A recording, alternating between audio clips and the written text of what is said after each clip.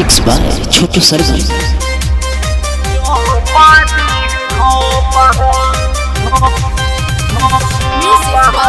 त्रिवेणी बाबू कुशवाहा।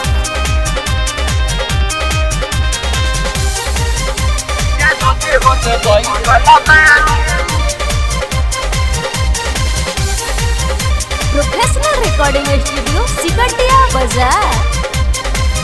छूटा कैलाश बिहार के पानी छोरी आइलो बंगाल से रानी। छूटा कैलाश बिहार के पानी छोरी आइलो बंगाल से रानी। तारा चोलिए में ठूस दे हम नोट हो अरे नोट हो।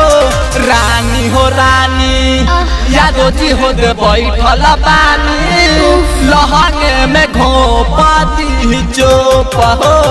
रानी हो रानी सिंह जी हो दे बैठल पानी लहंगे में चोपती घोप हो। बुझाई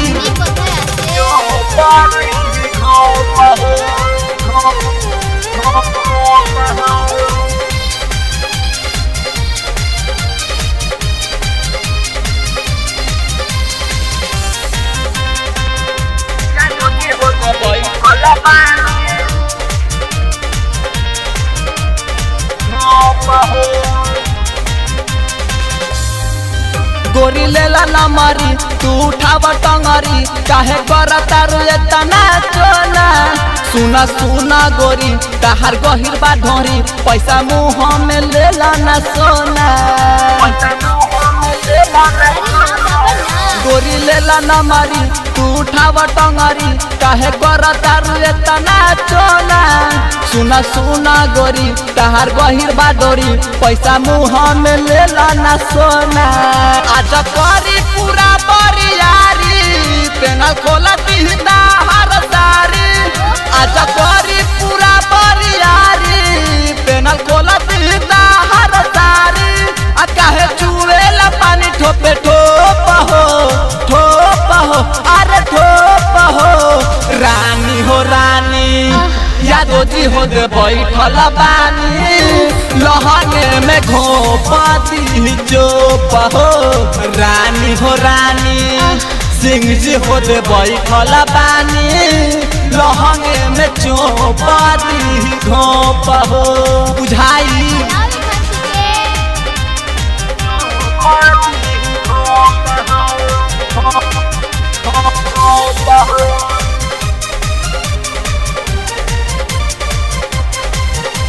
प्रोफेशनल रिकॉर्डिंग स्टूडियो सिकटिया बाजार। कहे राइटर जान सुना सुना ये जान काहे करेलु रे तना नखरा। कहे रवि राजा आज धरे पाजा नचबू ना तो कह दे हमला फरा। कहे राइटर जान सुना सुना ये जान काहे करेलु रे तना नखरा। कहे रवि राजा आज धरे पाजा नचबू ना तो कह दे हमला फरा। नचबू न तो केहू न बोली न तो चल जाई राउटी में गोली। नचबू न तो केहू न बोली न तो चल जाई राउटी में गोली। आ देख संतोष देखावे लॉलीपॉप हो रानी हो रानी यादो जी हो दे बैठल बानी लहंगे में घोपती चोप हो। रानी हो रानी सिंह जी हो दे बैठल बानी लहंगे में चोपती घोप हो। फाट जाई छूटा कैलाश बिहार के पानी छोरी आइलू बंगाल से रानी। तारा चोलिए में ठूस दे हम नोट हो अरे नोट हो। रानी हो रानी यादो जी हो दे बैठल बानी लहंगे में घोपती चोप हो। रानी हो रानी सिंह जी हो दे बैठल बानी लहंगे में चोपती घोप हो।